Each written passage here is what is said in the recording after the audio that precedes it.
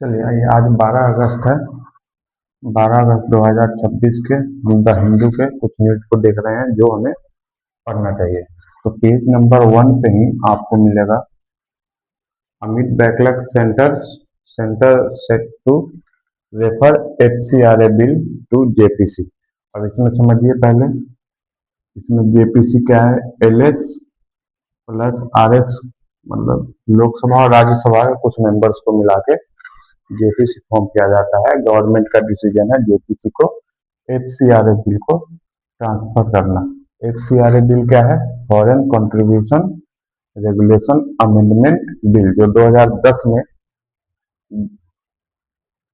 Provision आया था, उसी में कुछ जो लॉ आया था उसी में कुछ अमेंडमेंट करना है 2026 में। तो उसमें कंट्रोवर्सी क्या हो रहा है कि लॉस ऑफ एसेट्स, अगर मान लीजिए कि आप किसी ऑर्गेनाइजेशन का रिन्यूअल करवाने जा रहे हैं जिसको फॉरेन ग्रांट्स मिलता है, फॉरेन कंट्रीब्यूशन जिसके पास आता है, तो उसमें क्या होगा कि अगर उसका रिन्यूअल कैंसिल कर दिया जाता है तो ऑटोमेटिकली वो जो फॉरेन कंट्रीब्यूशन से एसेट्स लिया गया है वो गवर्नमेंट अपॉइंटेड अथॉरिटी को चला जाएगा। तो ये न्यूज आप पढ़ लीजिएगा, ये इंपॉर्टेंट है।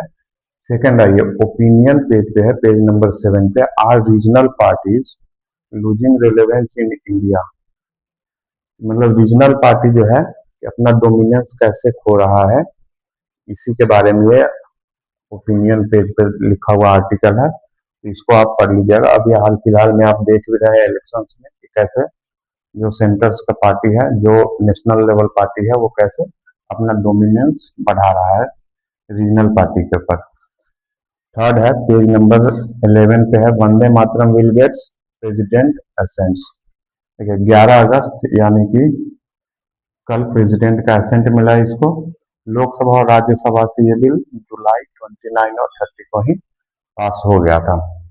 बिल में क्या है कि क्रिमिनलाइजेज इंटेंशनल डिसरप्शन, अगर आप नेशनल सॉन्ग गाते समय अगर इंटेंशनली आप कोई डिसरप्ट करते हैं या किसी कारण से आप उसमें बाधा डालते हैं तो आपके ऊपर कानूनी कार्रवाई होगी, अगर नेशनल सॉन्ग या नेशनल एंथम के समय।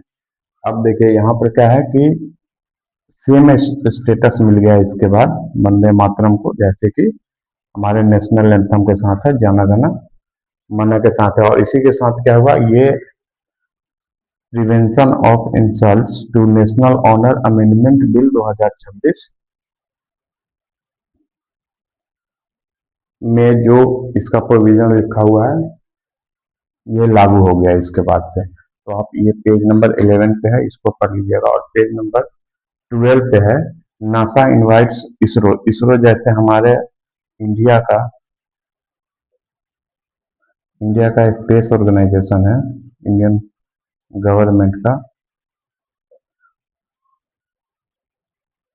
वैसे ही अमेरिका का क्या है, नासा है, to join its mission for lunar outpost. मतलब ये पहली बार ऐसा हो रहा है कि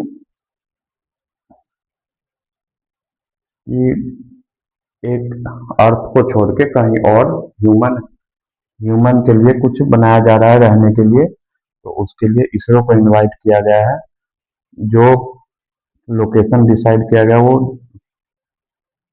मून का साउथ पोल। तो मून के साउथ पोल ही क्यों डिसाइड किया गया है इसके बारे में आप पढ़ लीजिएगा, और ये आर्टिकल भी पढ़ लीजिएगा।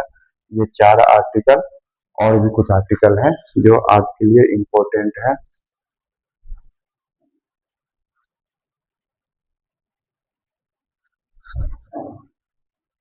न्यूज नंबर 5 देखिए, न्यूज नंबर 5, न्यूज नंबर 5 में देखिए पेज नंबर 12 पर है, candidates trained under rural skilling programme not getting job. ये हम बात किसके कर रहे हैं? डीबीयू जीकेवाई, दीनदयाल उपाध्याय ग्रामीण कौशल योजना, जो ग्रामीण रूरल एरियाज में इम्प्लीमेंट किया गया था। 25 सितंबर 2014 को लॉन्च किया गया था। इसमें आपको क्या करना है कि मतलब ध्यान रखिएगा इस डेटा पर न्यूज पढ़ते समय, 18.38 लाख मार्च तक रूरल यूथ को ट्रेंड किया गया, जिसमें से इतना को ही जॉब मिल पाया, प्लेस्ड किए गए, जिसमें से 576 को फॉरेन प्लेसमेंट्स मिला। तो इसमें ये था, इस न्यूज को बस इस डेटा के अनुसार से देखिए कि गवर्नमेंट का पॉलिसी इम्प्लीमेंटेशन कितना बेटर हो रहा है या नहीं हो रहा है, इससे आप ये समझ सकते हैं। अब आइए दूसरे बिजनेस टेंडर की न्यूज पे। आज बिजनेस टेंडर में बहुत ज़्यादा कुछ है नहीं। बिजनेस टेंडर में बस एक न्यूज पढ़ लीजिएगा, ओपिनियन पेज पे है, पेज नंबर 9 पे। उसमें दिया हुआ द इम्पोर्टेंस ऑफ प्रोसेसेस, जैसे जो बिल और ये सब पास करवाया जाता है तो उसमें प्रोसेस का क्या इम्पोर्टेंस है, किसी स्टेप पे स्टेक होल्डर से बात करना और ये सब के बारे में, तो उसका कितना ज़्यादा इम्पोर्टेंस रखता है। तो आज के लिए बस इतना ही था।